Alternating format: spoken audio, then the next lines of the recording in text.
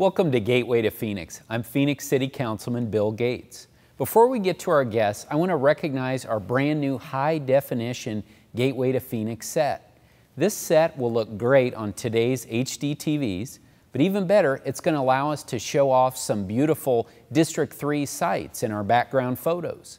Now on today's set, we're featuring the Grasshopper Bridge in Moon Valley Park, and of course we have the landmark S Mountain in Sunny Slope.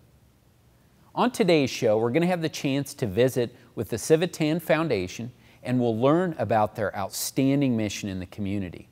We'll also have the chance to talk with two city staff, and these folks helped us to overhaul the phoenix.gov website, and I think you'll be real excited to see the changes that we have in store for you. But first up, we're lucky to have with us the Phoenix Symphony's new music director and conductor, Tito Muñoz. Conductor Muñoz, welcome to Gateway to Phoenix. Thank you very much. It's a pleasure to be here. So tell us a little bit about your background. Sure. I grew up in New York City. My parents are from South America. I grew up in Queens, learned music in the public schools, and was afforded a lot of really great opportunities in New York for music. I spent some time at the Juilliard School in my early years. I went to the very famous the Fame High School, if you've seen the movie Fame. Absolutely. Performing Arts High School, which now in the movie was by the Theater District in New York, but now has a beautiful state-of-the-art building in Lincoln Center. So I went there for my high school years, and which was a really wonderful thing, spending time in Lincoln Center all week, basically. Wow. And seeing a lot of really amazing, amazing artists, spending just time around them, having them as teachers. And so that was really a great time for me. And during college, which I did in New York, I got interested in conducting, sort of in a serious way. I was a violinist at first. And so I put together little groups of my friends to conduct. And eventually, got accepted to a program in Aspen, Colorado, of all places. There's a music festival there that meets during the summers, and it's a very prestigious festival, very similar to Tanglewood. Those of you might know Tanglewood. It's very similar to that. And that was sort of the beginning of the conducting career, because that opened a lot of doors, and I got my first job out of that. Went to Cincinnati. Sorry. So what was it that inspired you to, I mean, there's so many different things you can do in music, but to be, this interest in becoming a conductor, what was it in Well, particular? I think the conducting side of classical music, that career, is a leadership role. I mean, essentially that's just a leadership role, like any leadership role, as you very well know, of course, right. and any CEO of a company, the manager of a Wendy's, I mean, whatever it might be, it is a leadership role, and I think I always gravitated towards that, even as a kid. I was always wanting to be, for example, first chair of my section in orchestra. I would always sit at a table whenever I went out with friends for dinner, and we'd sit at a table and the check comes and nobody knows what to do with it. I would always just grab it and just figure it out and say, you pay this, you pay that, you pay that. I was always that way. And so I think conducting was a little bit inevitable because of the experiences in orchestra that I had. I was always playing in orchestra as a violinist, and I really love that music. I love that medium. I love the camaraderie. I love the ensemble. I love the variety of instruments that are in an orchestra. I mean, you have 100 people playing together. It's a really wild kind of concept. And one person who's making that happen, and that was just very attractive to me. So I think that's what gravitated me towards that role.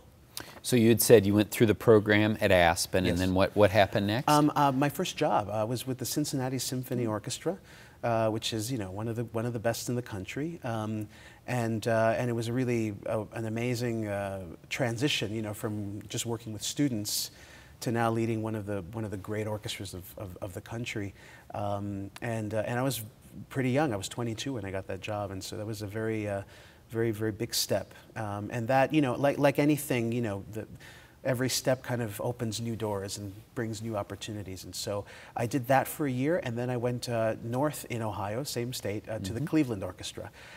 which to many is considered one of the best in the world.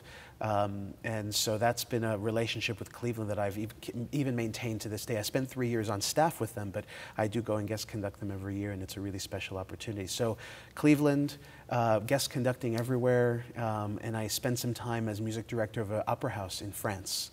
Oh, wow. And so I was there for 2 years, but even guest conducting in Europe as well. And so that was also a very interesting, different kind of situation. And now I'm here in the Valley, and it's a wonderful, wonderful place to be. So what drew you to Phoenix? A lot of things. You know, aside from the orchestra, which I'll talk about in a second, but I mean, the community is so wonderful, the weather is great. Mm-hmm. You know, after Cleveland, you were definitely headed to Phoenix. It's a whole different, you know, it's the lake effect, they call it up there, right. And the winters are, you know, coming from New York City, you know, it wasn't a huge drastic difference between Cleveland and New York. You know, we do get snow in New York as well, and we've gotten pummeled before, but it is a lot, and I don't have to worry about that at all here, so that's kind of nice. The people have been so warm and welcoming. Everyone's very nice. The pace is a little slower than New York, that's for sure. Anywhere is slower than New York.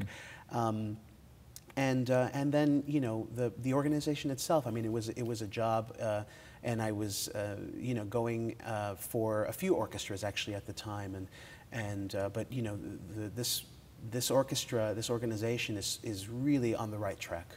You hear a lot of not so great stories about orchestras these days. A lot of orchestras having a lot of problems. I mean, you know, hearing in Minnesota, you hear now in Atlanta's the big one right now. The Atlanta Symphony is having a lot of problems financially. And here, there's just such a great team. The musicians and the management have a great relationship. You have people that are just working really hard, and you have a community that's supporting the orchestra. And it was ready for an artistic leadership, and that was very, very attractive to me coming here. Well, that's great. I certainly agree with you. We have wonderful management, and Jim Ward is a great leader. You were talking about leadership, and I'm feel very fortunate to have just recently joined as a board member yes. To the Phoenix Symphony. So it's great timing for me that you're joining and serving in this role. So can you talk to our viewers about some of the great programs that are going to be upcoming the rest of this year? You know, this season we had to put together very, very fast, because I was appointed. I was offered the job sometime in December, January. And usually the programs are set a year in advance, so we really had to sort of get it done very quickly. But we put together a really, really great program. For the classic series, we have some really great concerts. We just opened with Carmina Burana, which was just hugely successful, and we have 3 sold-out concerts, which was really, really fantastic. That's great. We had the chorus, we had the boys choir on stage, the whole orchestra. And we'll do that again, actually, not Carmina, but with all of those people. We're going to do that again later on in the season. I believe it's April. We're doing a whole choral concert with some Brahms, some Vaughan Williams, and this really amazing piece by Kodai.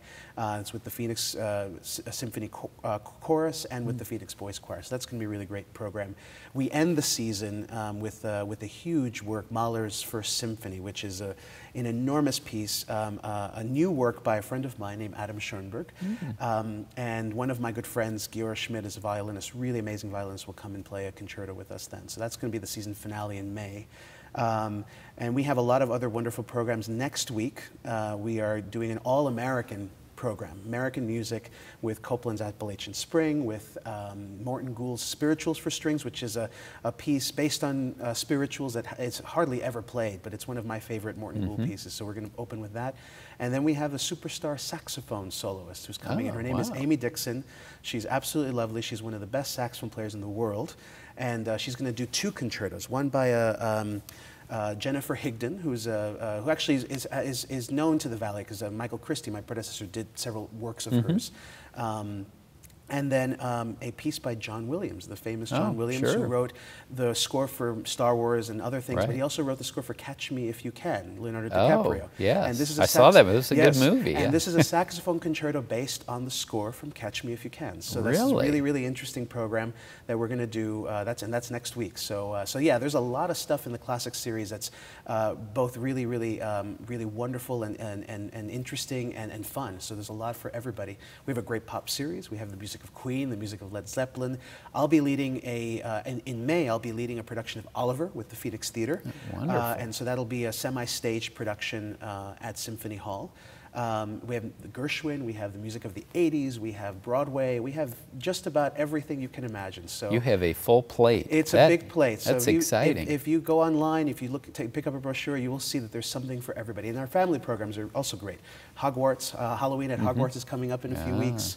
The Polar Express, these are all great programs to introduce kids and have families come out. They're Sunday programs, they're really great. Well, the Phoenix Symphony does a fantastic job of reaching out to youth, and so I'm sure that that's something that will only grow with you. Oh, for sure. And you know, I have to say, I think if it's not too personal, I believe you're a millennial, and right. and I think that's fantastic that the Phoenix Symphony has a millennial in your position, and I think that's, you know, making the symphony more contemporary and growing that new fan base. Absolutely. I mean, you know, it's all about relating to our audience, and you know, it's hard. Look, you know, when you go to a sort of a traditional classical concert, which we present a lot of that.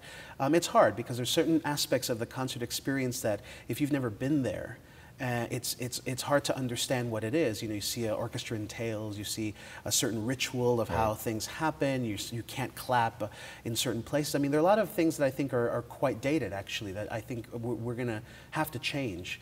But certainly having a younger person up front is going to help a lot, you know, to reach out and to be able to connect with some of the younger people in the community, for sure. So if you have whet the appetite of symphony goers out there, what's the best way they can go and get tickets so they can come to all these great events? Well, you know, technology is really great, so we have online ticket sales. You can go to phoenixsymphony.org to pick up, to buy any tickets. You can even prepay for parking. They also have a box office both at the Symphony offices, 1 North 1st Street, and at Symphony Hall. So you can basically go in person, you can do it by phone, or you can do it on the web. So you've talked about a lot of different performances that are upcoming this season. If we were to check out your music playlist right now, what would we hear on there? It's a good question. A lot of classical music, for sure. Not a surprise there. Not a surprise. No, a lot of classical music, and you know, that's something, of course, as a music director or even as a guest conductor, I'm constantly listening to new music because you know, certainly as a young person, there's still so much music that I don't know, and I want to learn, because if I want to program for things and do new pieces, I have to, you know, love them. I have to want to do them. So I definitely listen to a lot of new music.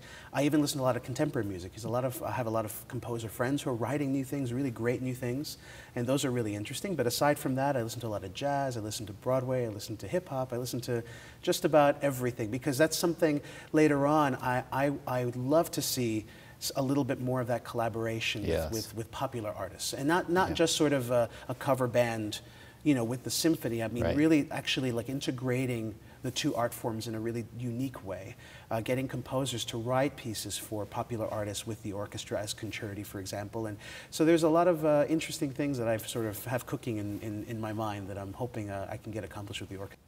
Well, Mr. Muñoz, welcome to Phoenix. We're so excited to have you here, excited to have you as part of our community, and we look forward to great things from you and the symphony in the future. Thank you very much. I'm really happy that you had me on the show. Thank you.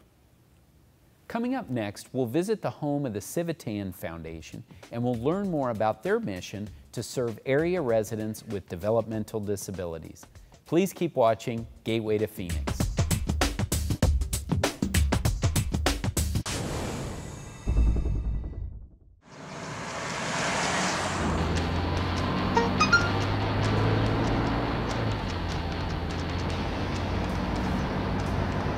The average text takes your eyes off the road for nearly 5 seconds.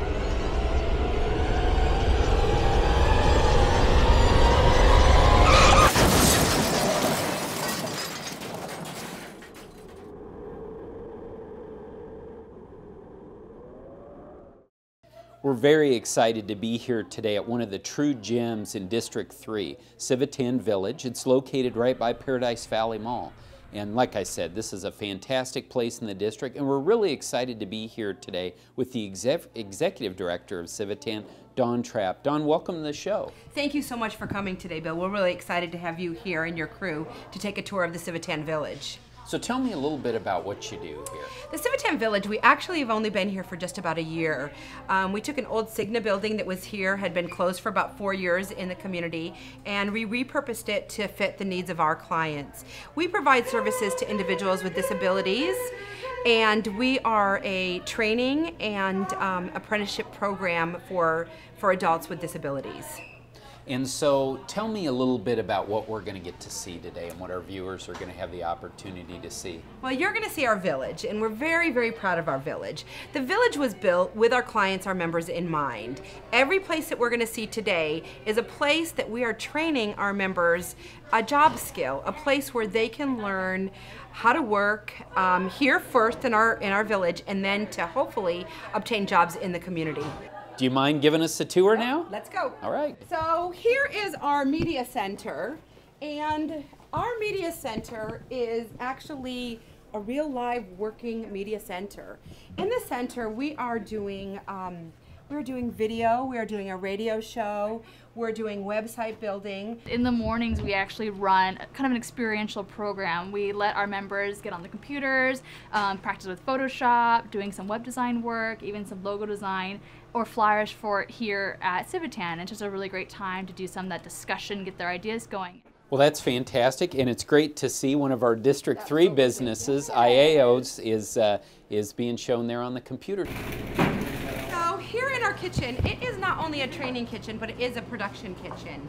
We have been doing the free and reduced lunch programs in our area. Sunny Slope Center and the Thunderbird Teen Center, we did their summer lunches all throughout the whole summer. That's great. I'd like to introduce our chefs here. We have Chef Jason and Chef Dave, and then we have some members doing some of the work here today. What do you think are some of the best benefits that come to your clients out of participating in this program? Personally, I think that being in it's hands-on, and they're definitely learning something, and you know, with the program that Dawn had spoke about over the summer, when we told them how many meals that they were involved in sending out, they were absolutely, it blew their mind. The free and reduced lunch program is just part of it. We have also opened a small catering department, so we are available to do lunches. We're doing cookies. We're getting ready to get a food truck and be doing some farmers markets. The food trucks are hot right now. Yes, well, we actually just purchased one this past week. Outstanding. So we're going to be planning it and putting it all together.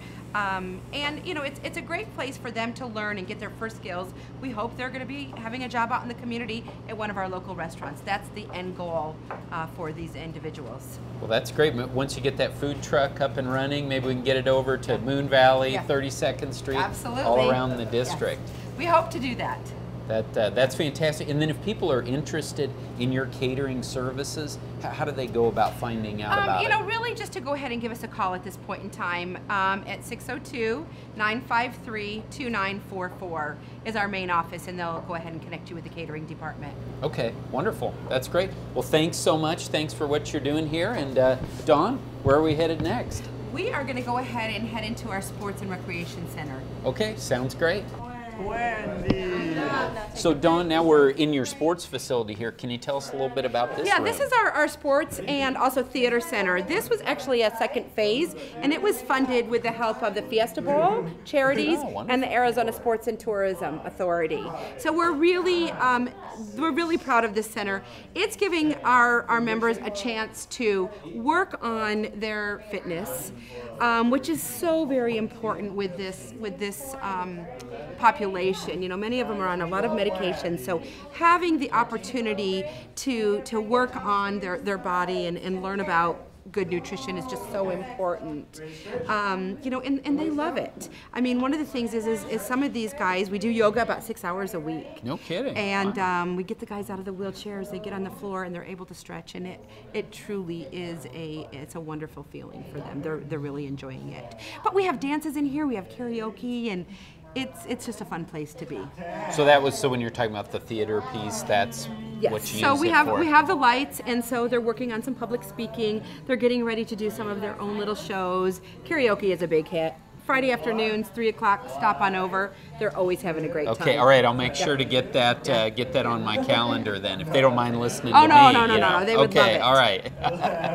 Well, that's great. So what else do you have to show us? We're going to go into the Art Center. Okay, let's head out. We're now in the art room, and Dawn, there's a lot going on in here. Yes. And some beautiful art. So tell me what's going on in here. Well, our art center here is really a creation with Meryl Lee. Meryl Lee has worked for us for about 6 years, and she's Welcome to Gateway to Phoenix. Yes, thank you. Meryl Lee is actually also a third-generation Arizona artist. So we are really happy and blessed to have her, and she has learned to adapt to our members, and she has created some of the most wonderful pieces that you could ever even imagine. And so I am going to let her tell you a little bit more about some of the things that she's doing here in our center. Okay, well, all of our members have the opportunity to come in and make whatever projects that we're making. And my whole goal is to help them to stretch and to actually put them in touch with the talent that they probably didn't know they had. And it's very empowering for them, because I know when I did the guitar project, we actually had them do electric saws, hand over hand. No and when kidding. they were done, it was like, oh, I never knew I could use a saw. They were just so empowered, and they That's grew fantastic. from that. Sure. And that's my goal with this art project. We do a variety of things, and you can see we have the wind socks, we do the masks, and all the stuff that they interact with, and they grow from it. This is truly amazing what you're doing here. Everyone has done great art projects. You can see them all around the room, and it just has to be one more thing that's really beneficial and enjoyable for all the clients who are here. You know, it is, Bill. They love their time in here. And, you know, one of the things that we also are trying to do in all of our centers is when a member has a higher interest in a certain area, we are giving them the opportunity to spend more time in each of those areas so they can work on that skill, and hopefully they'll be able to find a job or to find the satisfaction in accomplishing something, either to hang it on the wall, to sell it, or to eat it. So it really does make a big difference. Well, thank you to you both. Dawn, Thank thanks you. for taking us all around. Oh, you are so welcome. Civitan Thanks for Village. coming. It's such a gem in our district, and please let us know how we can help and support, and I'm sure all of our viewers out there would love to support you with your efforts as well. Well, thank you. We do still have some space for some more members. We're not completely full as far as taking members in. So if there are some people out there that are looking for a new day program, employment services, we do have them available.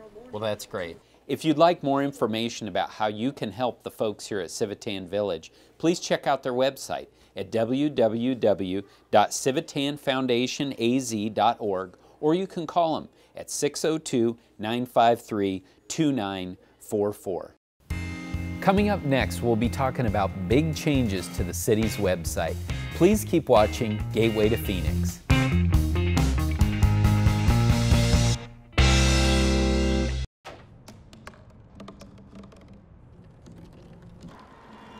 Everybody has a dream.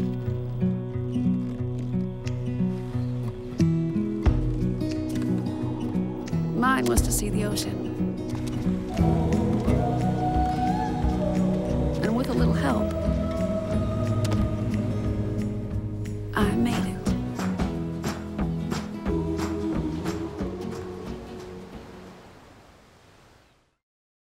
Regular visitors to the city website will have noticed some big changes over the summer on phoenix.gov.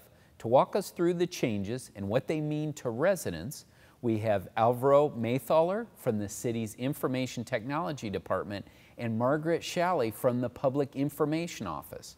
Welcome to you both. Thank you, Councilman. So like I mentioned, there have been some big changes in the city's website. Can you talk about those a little bit? The city's website recently launched on June 30 of this last year. We went to a little project that took us about 18 months to try to revamp the previous website, that it was a little bit overdue for changes. The mission of this project was to make sure that the city's website was viewable from mobile devices, tablets and cell phones in an easy way. And then we took the opportunity to change the design, change the color, get a flexibility to change information in a faster way and improve all the information that we had available. in the website. Well, as someone who goes on the city website a lot, the change is dramatic. It looks so much better. Our residents have gotten used to a certain level of service and just kind of the visual attributes of a Google or an Amazon or something like that. And I think you've just done a wonderful job on it. But you mentioned the mobile issue. Can you talk about why that's important, that this has kind of the mobile applicability for our residents? Well, the market has forced us to do this change. What you discover in the market in technology, we were using to have computers. We still have computers, but now smartphones and tablets are way more affordable to people to have, and they have internet access.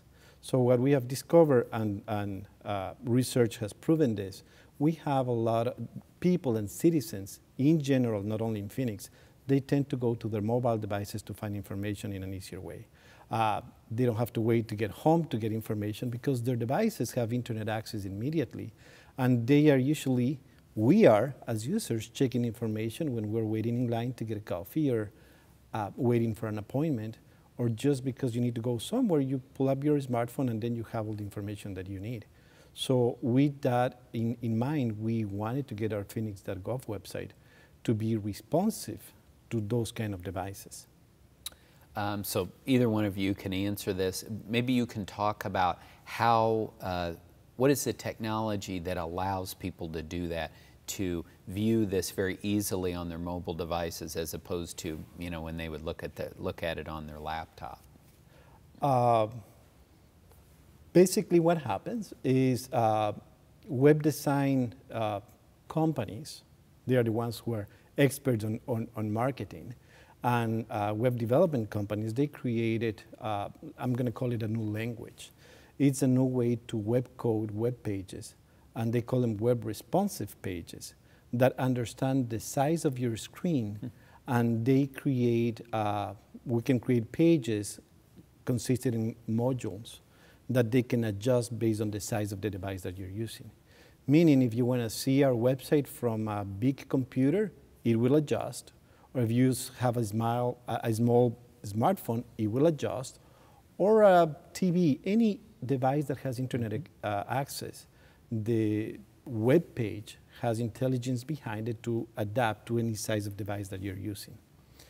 It's called CSS, HTML5, a little bit of technical terms, but it is what the market in terms of website is doing in current times. And is that so is it mobile ready regardless of if you're on a Apple device or you're on a Droid? It does not discriminate. There's more than 650 models of devices. Wow. Just locally, around the world, there's thousands of devices. We know about companies that they launch devices pretty much every year, and people making lines to buy them. So we cannot keep up with the change. We have to change our websites to adapt to any size of device that is in the market.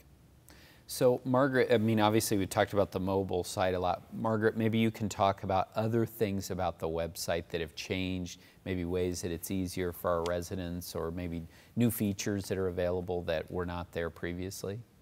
So we know that people nowadays, they use search to find things on the website. Very rarely do people navigate websites. Some do. I don't mind navigating websites. I love doing that. But we want to provide information to people quickly. So part of the new Phoenix.gov is an enhanced search capability. So we made search available front and center on every single web page on Phoenix.gov. So if people choose to use a search, they just go to the search box, type whatever they want, and they can find information that way. We also have a newly redesigned homepage that has quick links to some of the most requested and some of the most searched for information on Phoenix.gov, including paying your water bill, planning and zoning, reporting graffiti. There's also even a new web application where people can locate city services close by them by plugging in their address. For transparency's sake, we also have quick links to official city meetings, to city financial information, and also to search public records. We also have a new global calendar where people can see in one location all city meetings and events in one location without having to go to every single department and finding out what's going on in that department. Lastly, we're very proud of this too, is that we now have social media integration on the new website with Facebook and Twitter, so people can find city news and information on various platforms. Well, I love all the changes, like you're talking about the searching capability. I mean, there are so many of us that just kind of have that Google mentality. We're just going to do the searching, but then also, again, to me, just as one person going on the site, it just is a lot more intuitive. Like you said, boom, I want to go pay my water bill, whatever the case may be. It's so much easier to work with. So I want to thank you both for the kind of behind the scenes stuff, maybe that's not obvious to us, but that makes it so much easier now to do stuff on our phones or on our iPads, whatever the case may be. And then the more kind of obvious, the visual stuff, it's just, I think it's going to lead to a lot more people accessing our website and using it to get city services, which it's you know, that's what it's all about. And look forward to the additional projects that I know you're both working on that will be another other great innovations and lead to more efficiencies in our city. So thanks for all that you do and for everyone on your team, what they do as well. Thank you. Appreciate the invitation. Thank you. Well, that's all the time we have for today's episode. If you have any comments or questions about today's show or anything else related to the city, please contact my office, or you can visit my website at phoenix.gov/District 3. You can also connect with me on Facebook or Twitter. We'll see you next time on Gateway to Phoenix.